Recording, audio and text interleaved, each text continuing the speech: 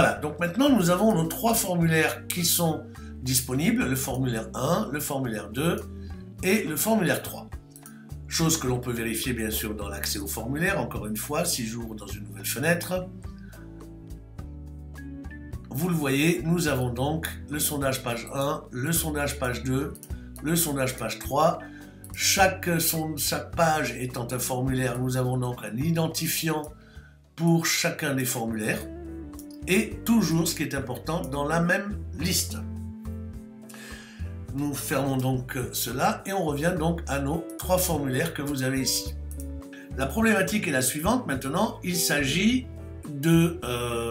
déjà, dans un premier temps, il s'agit de faire en sorte que dans le 2e et dans le 3e formulaire, il s'agit de ne pas faire apparaître le prénom et l'adresse email, tout simplement puisque la personne aura rempli son prénom et son adresse email dans le premier formulaire. Donc il n'est pas nécessaire en fait de faire apparaître encore, de lui demander encore de remplir son prénom et son adresse email dans le 2e formulaire et dans le 3e formulaire. Donc pour ce faire, il est nécessaire d'avoir ces informations, mais par contre nous allons les rendre invisibles. Alors comment les rendre invisibles ? Alors c'est là que nous allons rentrer, alors faites bien attention sur quel formulaire vous travaillez.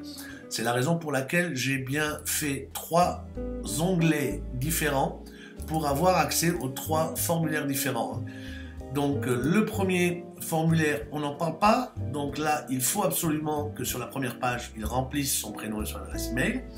Par contre, sur le 2e formulaire, il n'est plus nécessaire de faire apparaître son prénom et son adresse email, et surtout, il est inutile de lui demander de le retaper. Donc, nous allons rendre invisible le champ prénom et le champ adresse email. Pour cela, nous avons besoin de nous rendre dans le code source. Et dans le code source, nous allons aller rechercher une balise HTML qui commence par input name prénom. Name prénom, c'est le nom du champ, input étant un champ auquel on va donner un nom. Le nom name est égal à prénom. Voilà, c'est ce champ-là que nous voudrions rendre invisible. Alors, rien de plus simple. Il suffit au niveau, si vous regardez ce champ-là, il se termine ici. Alors, vous allez juste changer quelque chose dans ce champ-là, et c'est au niveau du type de champ. Pour l'instant, vous voyez que le type de champ est un champ texte. Alors nous allons mettre autre chose, nous allons mettre hidden. Hidden qui en anglais veut dire caché. Donc c'est toujours le champ, existe toujours le champ prénom, mais il sera caché.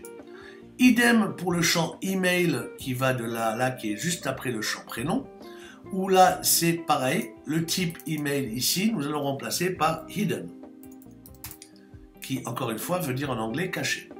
Nous validons les modifications et nous constatons effectivement, voilà, que les champs ne sont plus là pour le formulaire 2.3.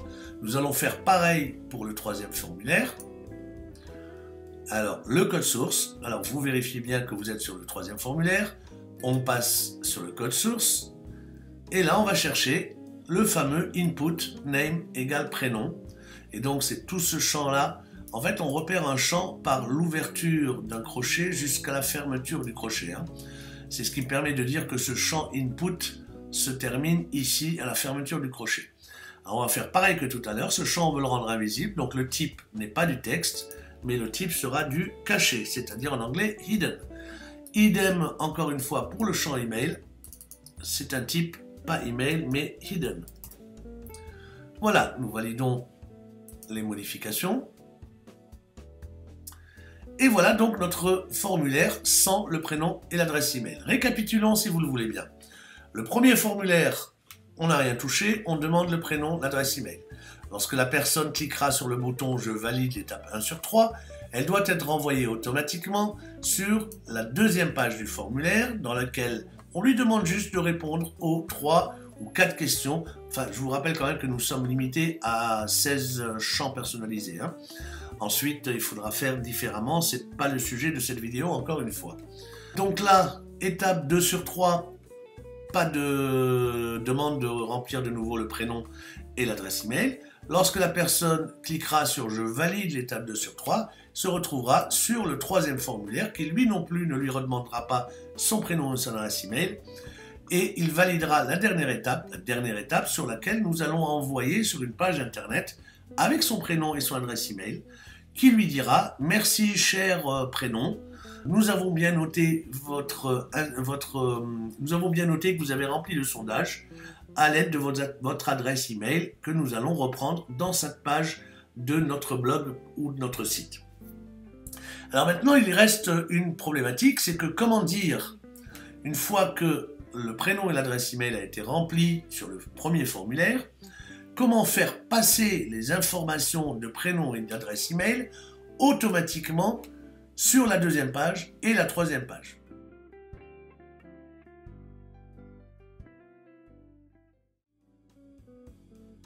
Pour cela, nous allons de nouveau nous rendre dans le code source et dans le code source, nous allons avoir besoin de lui indiquer qu'il faut aller, une fois le bouton validé, ce qui se passe après le bouton validé, c'est de lui demander d'aller vers la deuxième page. Pour cela, nous allons déjà récupérer ici l'adresse de la deuxième page. Je vous rappelle que l'adresse, c'est le lien d'accès au formulaire. Donc nous allons récupérer cette adresse en faisant pareil que tout à l'heure, un copier-coller. Et nous allons coller cela quelque part dans ce formulaire. Alors, quelque part, je vais vous montrer exactement où. Vous repassez dans votre code source. Vous allez descendre chercher le bouton de soumission. Le bouton de soumission, c'est le dernier input, c'est un champ, hein, le bouton. Vous le voyez ici, là où il y a marqué « Je valide l'étape 1 sur 3 ». Juste avant ce bouton, vous mettez le curseur juste avant ce bouton input et vous créez une ligne. Et là, sur cette ligne, nous allons en fait écrire, créer un nouveau champ. Un champ spécial, vous allez voir. Ce champ-là, ce sera donc un champ donc qui commencera forcément par input. Nous allons lui donner un nom, donc name égale. Et là, nous allons lui donner un nom particulier, puisqu'il s'agit du nom redirect. Et en effet, c'est un champ qui va nous permettre de faire une redirection. Ce champ sera naturellement d'un type caché, il ne faudra pas qu'il se voie, n'est-ce pas? Donc de type hidden, maintenant on sait faire. Et maintenant, nous allons donner la valeur à ce champ, c'est-à-dire value égale. Et c'est là que nous allons coller en fait notre URL, le lien d'accès au formulaire numéro 2 que nous avons copié. Donc je fais un coller. Alors attention, j'ai oublié les guillemets. Voilà.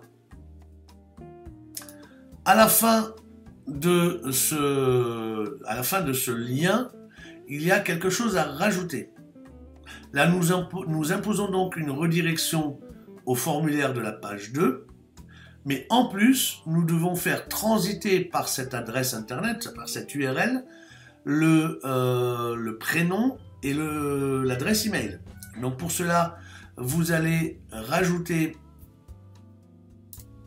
un petit « et » comme cela, un petit « e » commercial, et vous allez rajouter prénom égale plus prénom, et nous allons rajouter l'email aussi, donc email égale plus email, plus. Voilà. Et c'est vers là que nous voulons rediriger le bouton juste en dessous, le bouton Submit, qui dit « Je valide l'étape 1 sur 3 ». Il nous suffit maintenant de fermer la valeur par les guillemets, et enfin, alors attention, voilà, et enfin de fermer donc la balise par le crochet de fermeture. En réalité, il faudrait mettre un espace et un slash comme ça. Comme vous le voyez dans d'autres champs input, par exemple celui-là, qui donne l'identifiant du formulaire. Hein. Vous voyez, c'est input, un nom, un type et une valeur. D'accord? La valeur, ben, c'est l'identifiant du formulaire. Donc, nous avons fait la même chose ici. Un input, un nom qu'on a appelé redirect, un type caché et une valeur entre guillemets qui est tout cela. Voilà. Et à l'issue de la valeur, on referme le guillemet un espace, un slash, on referme notre crochet. Nous enregistrons les modifications. Alors bien évidemment, ça ne change rien au niveau du visuel de notre sondage puisque tout est en hidden, donc en caché. Maintenant, nous allons faire pareil pour le deuxième formulaire qui doit lui renvoyer sur le troisième. Donc au lieu de retaper ce que nous avons fait, nous allons juste faire un copier-coller pour nous faciliter un peu la vie de ce champ que nous avons rajouté, c'est-à-dire ce champ-là. Je vous rappelle que où est-ce qu'il faut le rajouter? Il faut tout simplement le rajouter avant le champ submit, d'accord? Vous créez un espace et vous rajoutez ce champ. Je vais donc aller copier ce que nous avons fait et le coller là où il faut dans notre deuxième formulaire. Sauf qu'il faudra changer bien entendu le lien, hein. Alors, c'est juste avant la balise submit, donc je me mets avant, voilà, je crée un espace, et là je colle. Alors attention, je dois changer maintenant ce que je n'ai pas rajouté, c'est-à-dire que je dois changer tout cela. Je dois le remplacer par le formulaire auquel je vais envoyer, c'est-à-dire le formulaire numéro 3. Donc le formulaire numéro 3 que nous avons ici, on récupère donc ici son URL, voilà, on va la copier et on va la remplacer ici. Voilà. Bien sûr, tout ce que nous avons rajouté manuellement derrière, c'est-à-dire le E, alors le E, ne vous inquiétez pas, vous verrez que le E a été transformé en E AMP point virgule. C'est normal, ne vous inquiétez pas, c'est une transcription en HTML. Hein. Votre navigateur va reconnaître ce signe comme étant le E commercial. Alors, donc tout cela, on n'a pas besoin de le rajouter puisque c'est pareil pour tous les formulaires. Et donc là, on renvoie d'une manière invisible le deuxième formulaire vers l'adresse du troisième. Toujours en prenant en compte le prénom et l'adresse email. On sauvegarde les modifications. Voilà. Donc, c'est fait pour le premier formulaire, c'est fait pour le deuxième formulaire. Il ne reste plus maintenant que dans le troisième formulaire. Eh bien, là, on ne va pas renvoyer vers une quatrième page, quoi qu'on pourrait, mais on va arrêter là. Là, je valide la dernière étape. C'est-à-dire que là, j'ai besoin de renvoyer sur la fameuse page internet de mon blog qui va remercier d'avoir rempli ce sondage.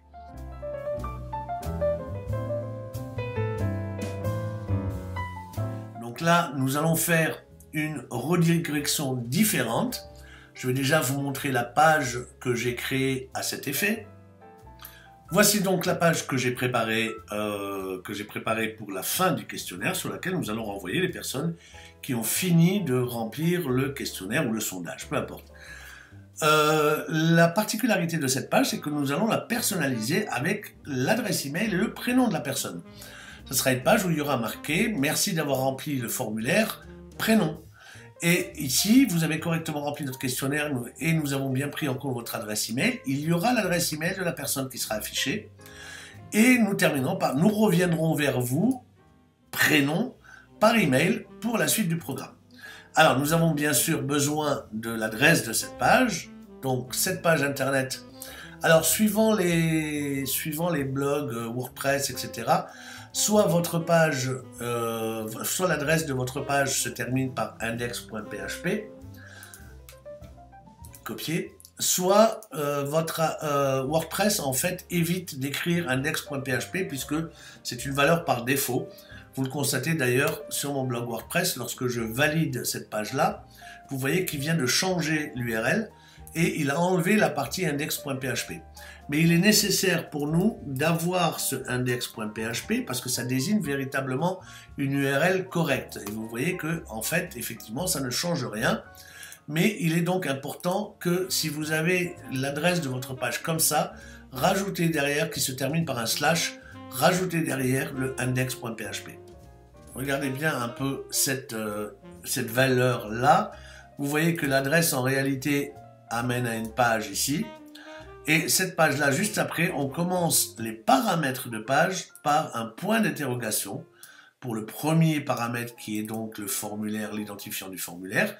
Et ensuite seulement, on utilise les « et » pour passer un deuxième, troisième paramètre, quatrième paramètre. Mais le premier paramètre doit être défini par un point d'interrogation.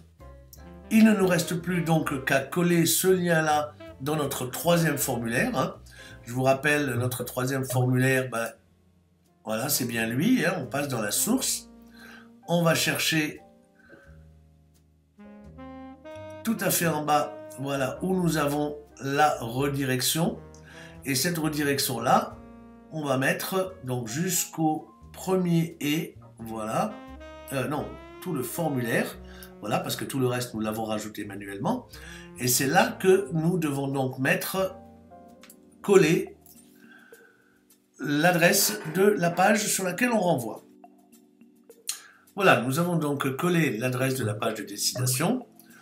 Notez que ce qu'il y a après, je l'ai laissé parce que ça va nous permettre, tout cela va nous permettre de transférer avec l'URL, donc le prénom et l'adresse email, ce qui va nous servir bien entendu pour personnaliser la page de remerciement de mon blog tout à l'heure. Vous avez vu qu'en rajoutant donc le caractère « et », lorsque l'on passe pour la première fois un premier paramètre à une page PHP, ce n'est pas le « et » qu'il faut utiliser, mais le point d'interrogation. Donc ne pas oublier que le premier paramètre, c'est le point d'interrogation, et ensuite, à partir du deuxième, on utilise le « et » commercial qui est remplacé dans SGE Autorépondeur par « et AMP » et point virgule. Je modifie d'abord les informations, voilà, pour ce formulaire-là. Nous allons vérifier ce que je vous disais par rapport au point d'interrogation. Si vous regardez, juste pour la vérification, hein, si vous regardez ici, par exemple, le lien d'un formulaire, ou même vous regardez ici le lien d'un formulaire, vous voyez qu'en haut, la page c'est sgautorépondeur.com/accèsformulaire.php. Ensuite, on lui donne un point d'interrogation et là, on commence à passer des paramètres à cette URL par le point d'interrogation qui doit être le premier. C'est pour cela que nous venons de faire cette modification sur la troisième page. Il y a encore, donc là, nous sommes OK sur les trois formulaires. Il y a encore une dernière modification à faire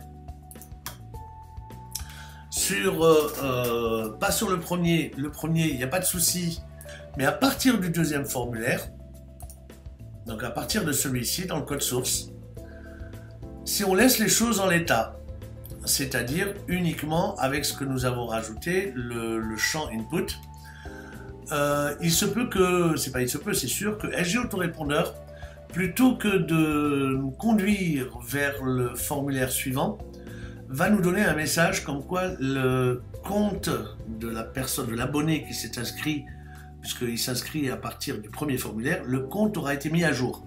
Donc on va éviter que ce message n'apparaisse. Et donc pour ce faire, nous allons dupliquer ce champ input. On va faire un copier-coller.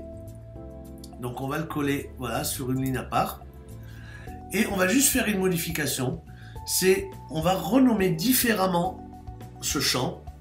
Au lieu qu'il s'appelle redirect, nous allons renommer redirect en liste. Voilà, nous validons. C'est ce qui va permettre de faire un lien du formulaire numéro 2 au formulaire numéro 3 simplement. Idem pour le formulaire 3 qui doit renvoyer vers notre page de remerciement.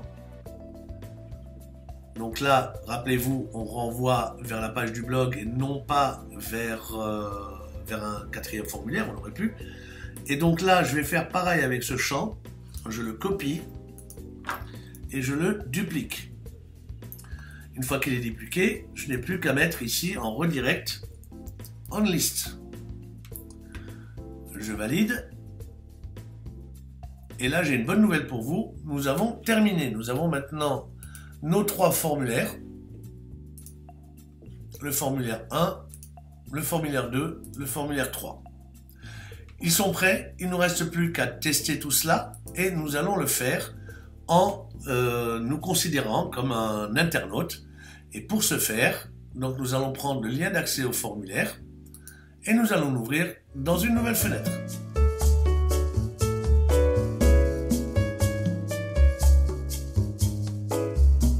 Alors, nous n'avons plus qu'à remplir maintenant le fameux sondage multipage. Alors, je vais le remplir comme si j'étais un internaute. Donc, à la question 1, je vais faire une réponse 1. La question 2, oui ou non, peu importe. La réponse numéro 3. Et là, je vais valider pour passer à la deuxième page du sondage. Voilà, nous arrivons bien sur la deuxième page du sondage. Notez dans l'URL que mon prénom a bien été pris en compte, ainsi que mon adresse email. Le %40 que vous voyez n'est autre qu'une transcription par le navigateur du caractère arrobase. Alors, on va remplir donc cette deuxième page. Voilà. Oui ou non, peu importe. Pareil, on valide l'étape 2 sur 3 et on arrive sur la page 3 sur 3. Notez en haut que les paramètres sont bien passés aussi. On va répondre donc à la réponse 7, la question 8 et la question 9. Et la question 9, et je valide donc la dernière étape qui doit me renvoyer sur la page de mon blog. Et voilà. Et là, vous constatez que sur la page de mon blog, en fait, elle est personnalisée. Merci d'avoir rempli le formulaire Tariq. Vous avez correctement rempli notre questionnaire. Nous avons bien pris en compte votre adresse email. Et ici, je reprends encore une fois le Tariq. Alors maintenant, c'est ce qu'il nous reste à faire sur une page d'un blog WordPress. Comment est-ce que je vais pouvoir personnaliser cela? Eh bien, nous pouvons voir comment j'ai fait la page en la modifiant. J'ai injecté du code PHP en fait. Comme vous pouvez le voir ici, merci d'avoir rempli le formulaire PHP entre crochets. Ensuite, un echo pour dire affichage. Un $_get. On va essayer de se rapprocher. Voilà. Un $_get, des crochets ouvrants et fermants à l'intérieur duquel je mets le prénom entre des guillemets simples. Et enfin, je referme la commande PHP. Pareil, lorsque je veux...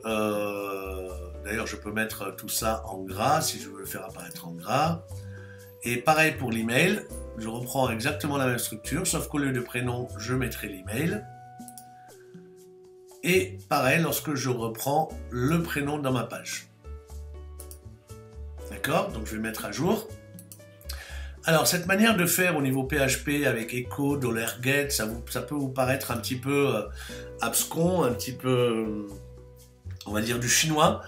Je vous rappelle que nous avons déjà traité cette partie-là dans votre espace. Alors, je vais refermer pour revenir. Donc, tout a bien fonctionné comme vous le voyez. On va revenir maintenant sur le compte, sur mon compte en passant par l'accueil.